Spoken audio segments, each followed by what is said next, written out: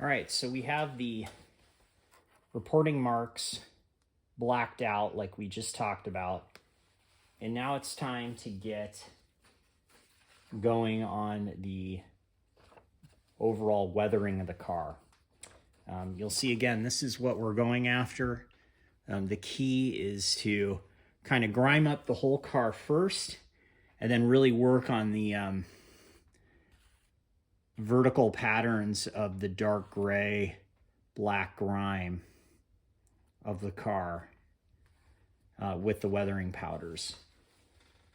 These are Monroe weathering powders, readily available.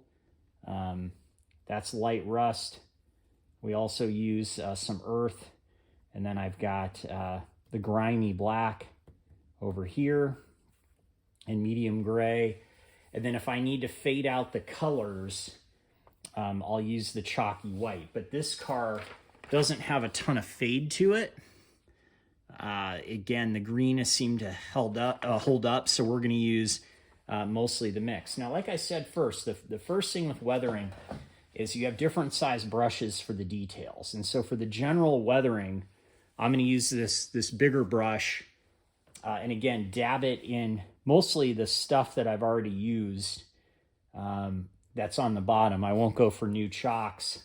And then as I need details, I'll use a smaller brush specifically for some of that vertical grime pattern. So again, I'm just going to dip my brush, get it kind of nice and chalky. And again, just kind of start doing the work. It's not a specialized process. Again, as you can see here, I do want to mostly go up and down because that seems to be how most of the weathering on this car picked up. So I'm going to do that first. And as you can see, you really want to get into the crevices. You can see here the brake hatchet on the side here, and then some broad brushes down at the bottom.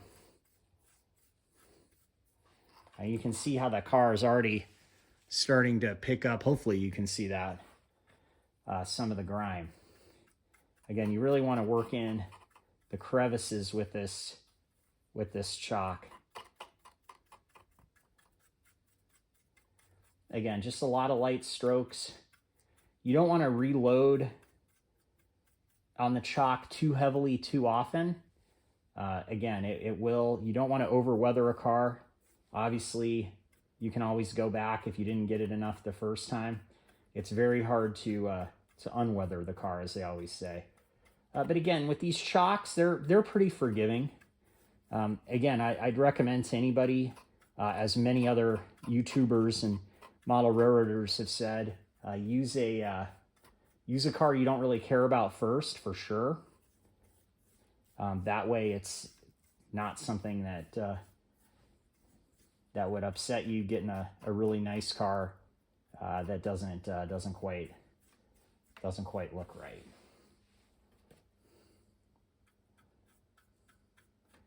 Again, really want to accentuate the crevices here. And again, I'm really trying to just get that base grime. We'll work the streaky, darker blacks and grays later. I just want to get some of the effects in here for the overall car.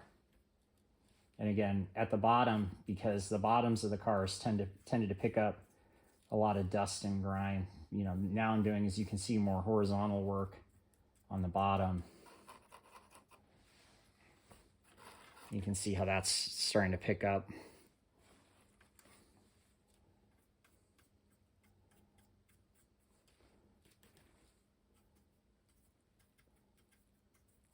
And again, kind of dab, splotch, and then fade in multiple different ways. Again, what you want is the powders to adhere to the different surfaces, right? So that's really That's really what we're trying to accomplish.